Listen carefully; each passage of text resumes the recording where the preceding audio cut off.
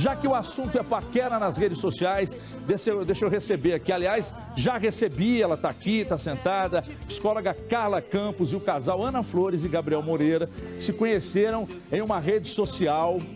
E a gente vai bater um papo agora, sejam todos bem-vindos. A gente começou com um assunto pesado, né? Um assunto pesado, mas agora a gente vai tratar de um assunto muito leve. Agora é o assunto do coração. Agora é um assunto leve, coisas do coração.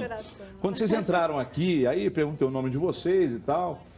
Bom, é tudo pela internet? Vocês falaram, sim, tudo pela internet. Mas antes do programa começar, estava eu ali na redação e eu descobri que começou hoje cedo, lá na Band News, eu descobri que duas pessoas da Band News conheceram conheceu seus namorados nas redes sociais, através do Tinder. E aí agora a gente recebe vocês aqui e a gente quer saber como tudo aconteceu. Mas eu vou começar com você, está aqui, um prazer recebê-la aqui no Brasil, obrigada. Gente. Eu vi aqui a Ana, promotora de eventos. Ana, partiu de quem? O que aconteceu? Como é que aconteceu? Conta para o pessoal de casa. Na verdade, foi num aplicativo... Pode falar o nome se quiser. Foi no Rap, um aplicativo. Que ele pega a distância e quando você se cruza com a pessoa, você curte ou você descarta. Sim. Aí quem que curtiu quem primeiro? Não sei. Eu também não vou lembrar. Você não lembra? Aí a gente se curtiu, a gente conversou e ficou por isso mesmo. Aí se passaram uns 3 meses, aí eu vi a foto dele no Facebook, com a foto família. era dele mesmo, não rolou aquelas fotos? Não, era ele mesmo, era ele mesmo. Aí eu vi a foto dele com a família, a foto dele viajando, falava, nossa, esse cara é bacana, e por que ele não conversa comigo? Aí eu chamei ele, oi, Gabriel, tudo bem? Aí ele, tudo bem. Aí eu, por que a gente não conversa? Aí ele meio, né, tipo, menina louca, né? A gente nunca se viu. Quando parte... O homem, você sabe que o homem é medroso. Quando a mulher toma iniciativa, o homem morre de medo. E fica com medo mesmo. Entendeu? Não é nada. Quando a mulher toma a iniciativa, ele fica com medo e meio receoso. Então, foi o seu caso? Você ficou meio receoso também? Eu não entendi, na verdade, porque ela veio do nada 3 meses depois. Então, eu nem lembrava dela, não tinha mais o número dela, tinha apagado o meu celular. Só tinha ela no Facebook, que é uma rede social. Aí foi quando ela me chamou e tudo mais. Aí a foto era dela também. A foto era dela. Aí vocês começaram. Ali pelo aplicativo já começa uma resenha, já começa um papo? Já abre um papo. Aí daqui a pouco vocês vão contar como foi o primeiro encontro. Sim. Aquele frio na barriga, perfuminho diferente. Né? E a gente está recebendo aqui a Carla Campos, que é psicóloga. E aí eu já vou começar perguntando, Carla, por que as pessoas procuram as redes sociais cada vez mais para conhecer um namorado, uma namorada e tal? E hoje tem dado tanto certo, as pessoas têm se unido através das redes sociais. Prazer recebê-la. Prazer é todo meu. Vamos começar até mesmo você, na hora que você estava dando início ali. De primeiro eram os bailes, eram algumas outras meios, MSN, tinha outras formas de proximidade das pessoas se conhecerem. Hoje as redes sociais se tornaram essas bases de proximidade. É através dela que as pessoas conseguem ter interação. Inclusive, é muito legal quando a gente consegue até rever amigos antigos, contato com pessoas da escola. Não, eu formei em 86, sei para a faculdade em 86. Eu tenho contato com meus amigos através do Face. 30 anos que eu não tinha contato, mas através dos meios e das mídias sociais, a gente consegue realmente acionar essas pessoas. E hoje, como nós temos um ritmo muito acelerado de trabalho, faculdade, vida social, vida em família, as pessoas têm utilizado esses meios para realmente proximidade. Mas vamos começar a colocar os problemas. Cuidado, porque eu posso postar, eu posso colocar fotos, eu posso colocar um perfil, eu posso me detalhar e escrever que não seja. Coloca aquela barriga de tanquinho, depois vai descobrir que tem um edredom lá dentro. E a coisa não é bem assim. Bem por aí. E o cara coloca lá, né? Quem vai colocar uma foto todo bacalhadão, sujo, né? Como mal cheiroso? Ninguém vai colocar, vai. Vai todo mundo colocar bonitão, né? E aí é que está. Será se vamos conhecer o verdadeiro ou o falso personagem que foi criado? E acontece muito, eu acredito que você... Inclusive, assim, para pessoas adultas, é uma coisa até aconselhável, viável e até mesmo mais, vamos dizer assim, coerente, porque ambos têm maturidade. Mas isso é inadmissível para adolescentes. Mas você já atendeu um caso em que houve uma decepção? Já. Se conheceram no aplicativo, marcaram, aí quando chegou, meu Deus do céu. Aí houve aquele desânimo, pior, aí a pessoa ficou tão chateada que procurou a psicóloga. teve gente que, inclusive, chegou a ir mais longe. Vai, casa, vai, marca quê? para ir até para fora do país. Saiu do Encontrar país? com pessoas sem nunca ter esse contato pessoal. Isso é muito grave, porque as pessoas esquecem que pode se expor uma vida pessoal totalmente falsa. Ali eu posso escrever o que eu quiser. Infelizmente, as pessoas, às vezes, por falta de maturidade. E aí que está, né? A gente não sabe se tem uma psicopatia por detrás, se tem alguma pessoa com uma malícia ou está querendo fazer mal para alguém. Já conhecemos vários casos. Exatamente. E as pessoas, por carência, por necessidade de estar próximo de alguém, por querer realmente estar, né? Ai, o coração está clamando por uma pessoa, uma presença, às vezes elas se deixam levar pela ilusão de que é aquilo que realmente eu estou vendo, e a outra pessoa, por incrível que pareça, vai correspondendo, né? Você vai dando dicas, você vai falando, eu gosto de sair, eu gosto de passear, e a outra pode, inclusive, induzir um tipo de proximidade que é fantasiosa, que não tem nada a ver com a realidade dela, mas para fazer o mal. Eu preciso perguntar para você, Gabriel e Ana, vocês estavam carentes quando aconteceu? Estavam mal? Na minha época eu falava na fossa, hoje não falo mais. Vocês estavam mal ou foi um negócio assim... Bom, começou como uma simples aventura de entrar no aplicativo e aí chegaram a realmente começar a namorar. Não estava carente. No meu caso, não. Igual ela falou, eu nem cheguei a procurar, não cheguei a render muito assunto. Eu estava ali realmente só vendo meio que o movimento e ver o que rolava, porque eu não tinha esse aplicativo. Depois que eu terminei meu último namoro, eu decidi instalar o aplicativo, né? Mas nada de carência, nada, foi... Quanto tempo vocês estão juntos? 7 meses. 7 meses. 7 meses. Teve alguma mentira que você disse a ela, ou que você, Ana, disse a ele? Mas não estou falando de mentira que, de repente, no futuro, poderia trazer algum tipo de problema muito grave, mas aquela mentira, tipo de música que você gosta de rock. Você odeia rock, você diz, nossa, eu amo, eu sou alucinado. E, na verdade, depois que vocês ficaram juntos, vocês foram descobrindo que a coisa não era bem assim? Não, foi super tranquilo. Os dois foram bem sinceros um com o outro. Bom, se vocês estão juntos há 7 meses, eu só posso entender que deu muito certo, ou seja, o negócio fluiu, está muito bem, vocês estão muito bem. Sim. Vocês vão casar já? A Pretendem? gente pensa, por agora não. É muito recente ainda. Muito recente? 7 meses. Tem um amigo meu aqui em cima, o Lincoln, com 2 meses, ele namorou, casou, namorou, noivou e casou. Vocês já estão com 7. Mas independentemente disso, vocês conhecem outros casais que também se relacionaram através de aplicativos que estão juntos e que estão bem? Não. Não, hoje não. Então não é uma coisa... Mas eu tenho amigos que se conheceram através desse aplicativo e de outro, paralelo. Agora, Carla, se conheceram, estão juntos há 7 meses, com o tempo é que a gente vai conhecendo verdadeiramente Isso. e tal. Você falou com pouco tempo. Eu e meu marido namoramos, noivamos e casamos com 9 meses. 9 meses? Tem 12 anos. Então eles têm 2 meses para seguir o mesmo caminho. Presencial, não foi nada virtual, não foi todo presencial. Mas é exatamente, o processo de conhecimento, relacionamento saudável, se constrói com essa convivência, né? Conhecer o outro, quanto nós vamos conhecer completamente? Nunca. Né? Porque nós mesmos estamos num processo de autodescoberta, nós estamos nos conhecendo dia após dia.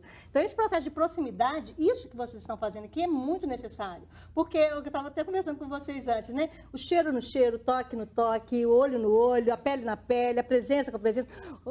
Pegar o sexto sentido, né? Pegar a pessoa na hora que ela dá um suspiro assim meio esquisitinho, você vai começando a conhecer essa pessoa. Então, isso você me deu um gancho. A rede social não passa. Você me deu um gancho agora.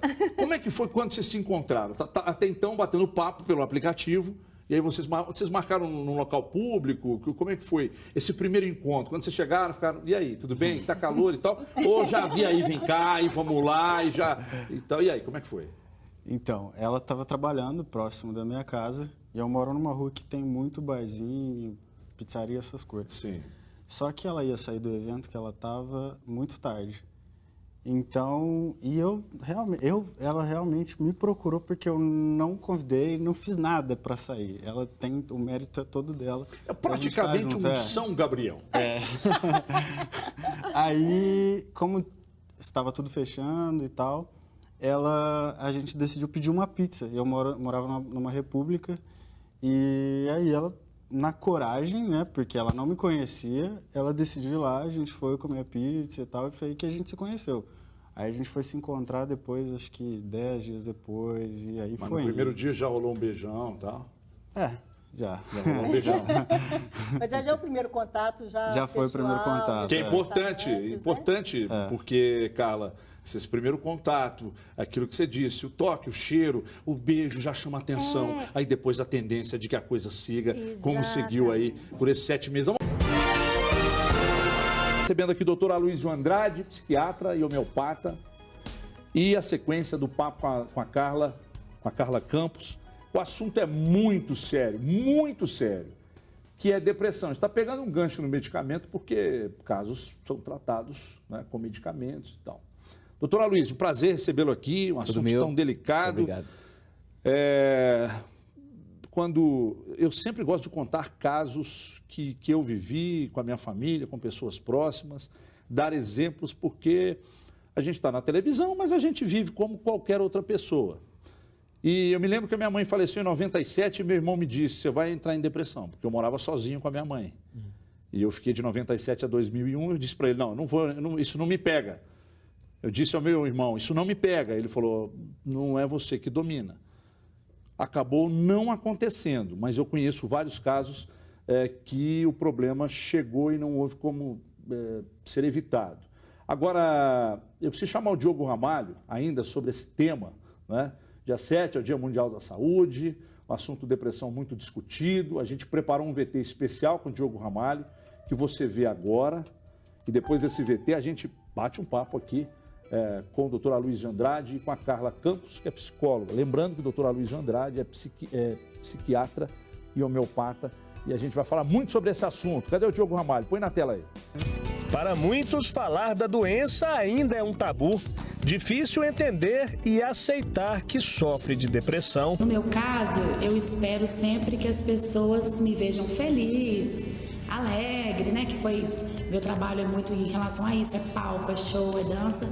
Então, você admitir que você está assim é muito difícil. Alessandra Quintino ficou conhecida como Lelê Pingo de Mel quando era dançarina de grupos como El Chan e Leva Nós.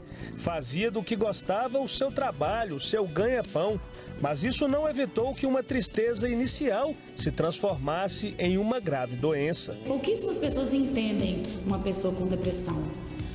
Porque ela não é visível, igual você, por exemplo, ter um problema, sei lá, físico ou alguma outra coisa que a pessoa olha para você e vê que você está com problema, né? Depressão, ela é interna, né?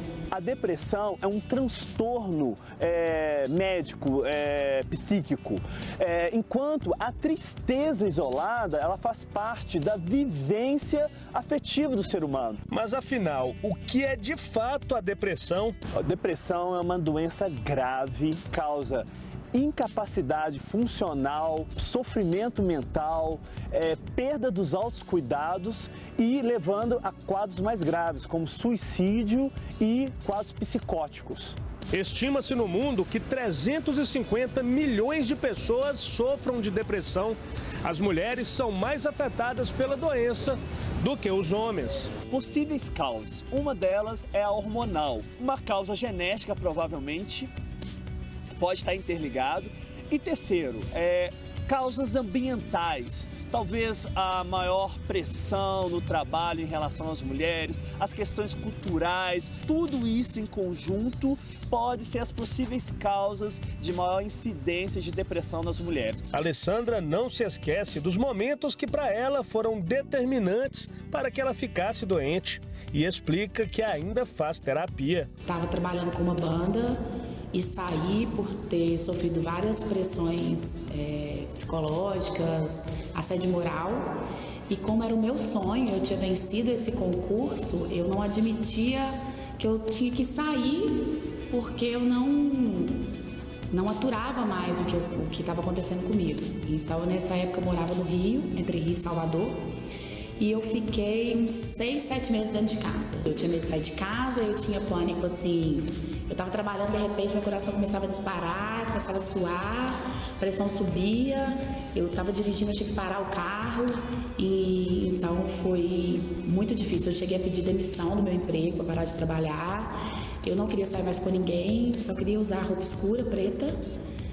É uma coisa muito louca, assim. Como para quem tem depressão é difícil entender e aceitar que está doente, existem sintomas que podem facilitar o diagnóstico. A tristeza persistente, associado com a perda de prazer, que nós chamamos de anedonia, associado com fadiga, alteração do sono, do apetite, alterações psicomotoras, prejuízo na concentração, culpa, sentimentos de inutilidade e ideação ou planejamento suicida. Durando mais do que 2 semanas, nós já estamos diante de um transtorno depressivo. E será que existe cura para um dos principais males do século? Tem a maior de todas as forças, que é a da pessoa, né? A mim mesmo. Se eu não quiser tomar o remédio, eu não vou tomar. Se eu não quiser frequentar atividade física, eu não vou fazer. Se eu não quiser ir lá na terapeuta, eu não vou.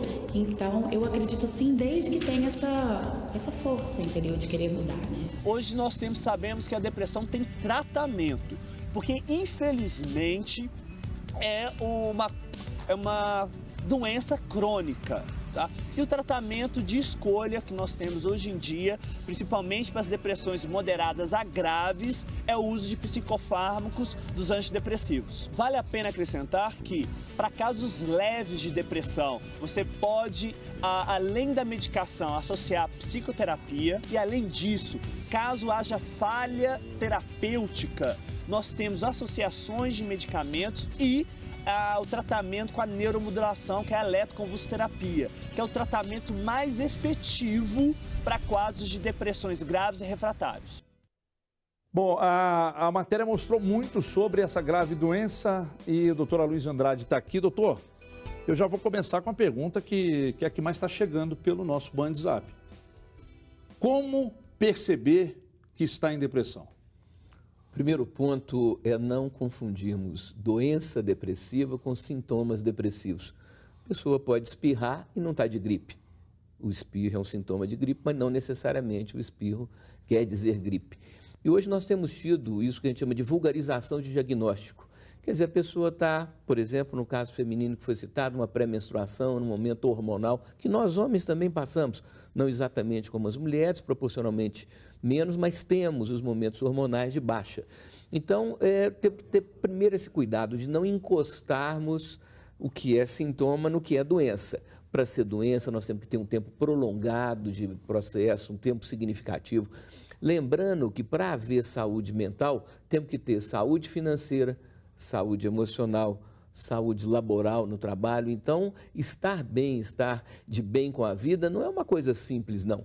E não existe nenhum ser humano linear que esteja bem o tempo inteiro. Nós oscilamos, o que se busca é evitar essas intensas modificações. Para ser doença depressiva, a pessoa tem que ter um adoecimento da vontade. Por isso, é uma doença incapacitante, porque a pessoa pode até querer, mas não dá conta. E depois chega num ponto, no agravamento, que a pessoa já não quer mais.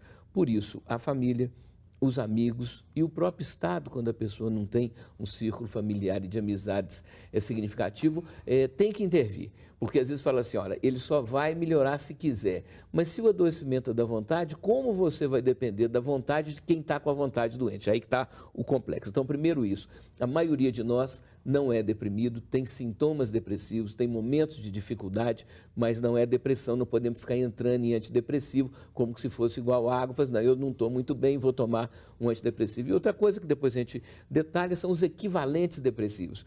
A pessoa que não sente tristeza, não chora, não percebe isso, mas tem fibromialgia, tem dores na coluna, tem excesso de sono ou falta de sono, e cabe lembrar um ponto específico que todos nós que temos alguma modificação no humor, porque a depressão tem a ver com humor, né? Um distúrbio na área do humor, tem que fazer exame de sangue para ver como é que está a tireoide.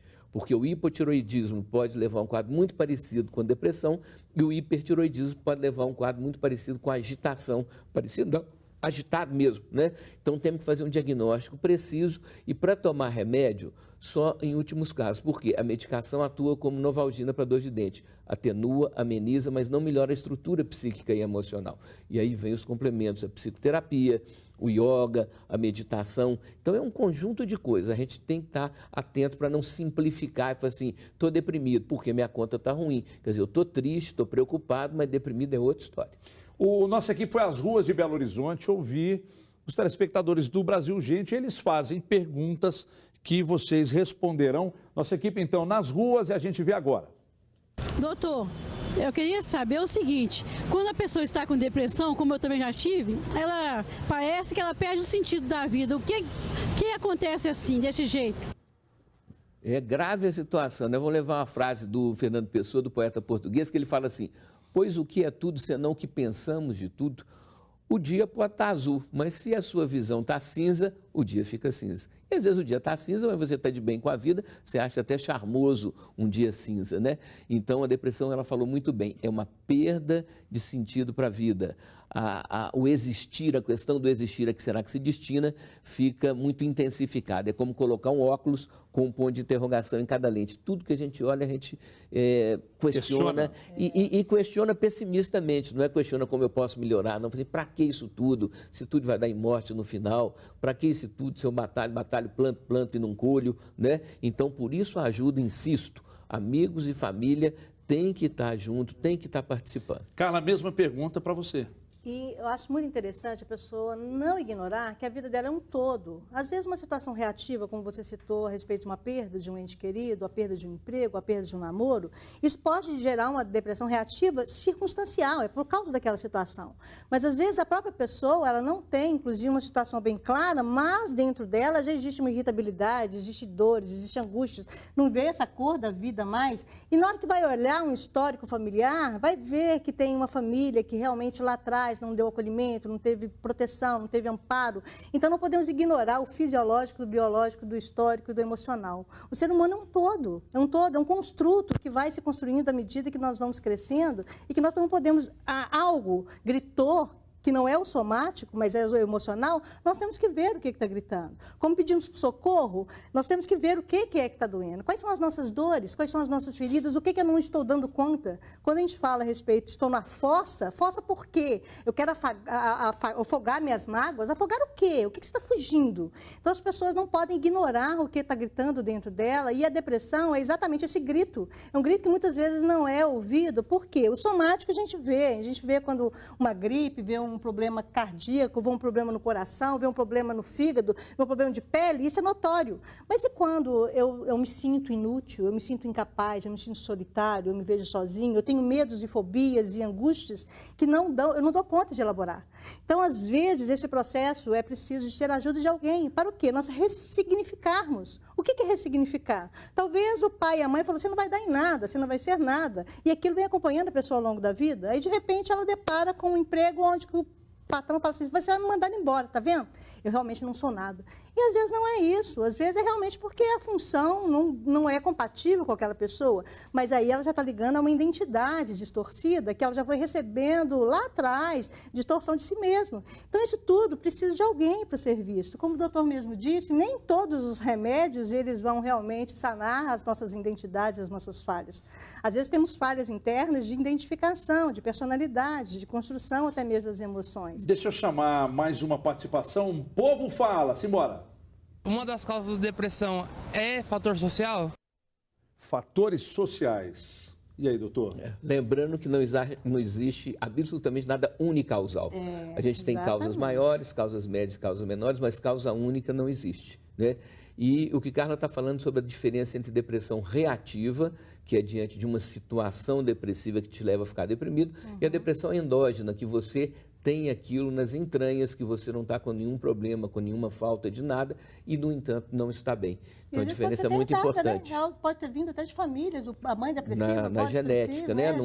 Não é a maioria dos casos, mas tem muitos casos assim que são genéticos. Então, muito importante o tal diagnóstico diferencial, a gente não ficar no achismo, que infelizmente nós, no Brasil, temos muito essa tendência a concluirmos rapidamente, temos pressa de fazer o diagnóstico para termos possibilidade de uma melhora muito rápida. E a gente fala na psiquiatria e na psicologia também, quem faz o diagnóstico não é o médico, não é o psicólogo, é o tempo. O tempo vai passando, essa pessoa vai desenvolvendo técnicas pessoais, vai desenvolvendo ferramentas próprias para administrar o seu estado depressivo. Na verdade, lembrando que cada um de nós é um baita de um abacaxi. Se a gente vai desenvolvendo uma faca de boa qualidade, nós vamos descascando esse abacaxi e mesmo quem é muito problemático, tendo uma habilidade para controlar a sua problemática, ele pode se tornar uma pessoa menos problemática de quem nem tão A problemática era, mas não tem essa capacidade. Então, o autoconhecimento é fundamental para a busca do autocomando, do autodirecionamento. Agora, doutor, o telespectador está em casa assistindo a gente tratar de um tema tão complicado e eu acho que precisava até ser mais discutido. Com certeza. E como é que ele pode identificar a necessidade de procurar um especialista? A gente falou hoje de um tema aqui, eu até gostaria de pegar um gancho para perguntar também ao senhor, que são as redes sociais. Elas ajudam, elas atrapalham, elas são companheiras, elas funcionam como um método para que a pessoa não se sinta sozinha e tal. Eu não sei se o senhor consegue resumir nessa resposta, mas como que a pessoa pode identificar que há necessidade de procurar um especialista ou a coisa não é bem assim? Primeiro lembrando, como os gregos diziam, que veneno nunca é a substância, sempre é a quantidade. Rede social mal utilizada em excesso vira uma obsessão. E o transtorno obsessivo-compulsivo é um dos quadros graves psiquiátricos. É a questão da cisma, a pessoa fica presa aquilo horas e horas, né, sem fim. E quanto mais faz, mais quer fazer. Então, o autodiagnóstico, ele é sempre difícil, porque se a pessoa está com a sua percepção distorcida, se a consciência não está plena, o livre-arbítrio fica comprometido. Mas a gente pode dizer o seguinte, se você não está conseguindo fazer suas tarefas básicas, ou se consegue fazer as suas tarefas básicas sem alegria nenhuma, como se a vida fosse uma burocracia, como se você estivesse empurrando um carrinho de mão com um pneu vazio, quer dizer, o grau de dificuldade para administrar os seus desafios é o que vai nos levar a pensar nessa necessidade de ajuda externa do medicamento, que não é sozinho. O medicamento é como se fosse uma alavancagem para a pessoa, então, sair do ciclo vicioso e buscar o espiral ou a espiral ascendente, que é ir melhorando aos poucos. Hoje, com o grau de dificuldade que nós temos na essência, que é a questão econômica, e se o dinheiro não garante a felicidade, a falta de dinheiro garante a infelicidade. Então, nós temos que lembrar que o dinheiro é fundamental, mas não é suficiente. Mas quem está sem dinheiro para o básico, não tem como a pessoa se sentir bem. Mas isso não é depressão. Isso é um estado reativo a uma situação difícil externa. Agora, a proporção do quanto que isso me aniquila, o quanto que isso me derruba, o quanto que isso me deixa sem reação, porque nós trabalhamos com um trio de raciocínios, um triângulo. Humildade, para reconhecer que tem coisas que eu já alcanço, coisas que eu ainda não alcanço e coisas que eu já não mais alcanço. Então, a humildade quer dizer assim, um reconhecimento dos fatos. Segunda, criatividade. Tentar, então, inventar saída para o que não tem. E muitas vezes o desafio que a vida nos coloca é um obstáculo, que a gente pode ficar preso, parado nele, ou pode usá-lo como uma forma de trampolim para subir de nível. E terceira, coragem para levar o projeto humilde e criativo adiante, mesmo quando está tudo dando errado, quando está tudo difícil. Ora através da paciência, que é mais humildade, ora através, vamos chamar de invencionice, que é mais criatividade. De qualquer maneira, nós sabemos que tem situações onde a nossa atitude pode nos levar para uma situação melhor, mas tem situações que não, que a gente sozinho não dá conta e às vezes a pessoa insistindo, exigindo demais de si mesma, fica até pior, porque ela se sente incapaz e não é bem assim. Quando há um adoecimento da vontade, nós precisamos de ajuda externa, precisamos de pessoas amigas, precisamos de pessoas, de familiares próximas, entendeu? Não para ficar, você tem que melhorar, você faz até piorar, né? Para assim, conte comigo, estou aqui, o que você está precisando, né? Você vai melhorar, né? O velho ditado, o velho refrão da velha música, segura na mão de Deus e vai. Muito bem. Doutora Luiz de Andrade, foi um prazer muito grande recebê-lo aqui. Todo meu. Um assunto para muito mais tempo, mas infelizmente não temos mais tempo. Carla Campos também, um grande prazer recebê-la. Tomara que vocês voltem outras vezes, quando o convite chegar, atendam por gentileza.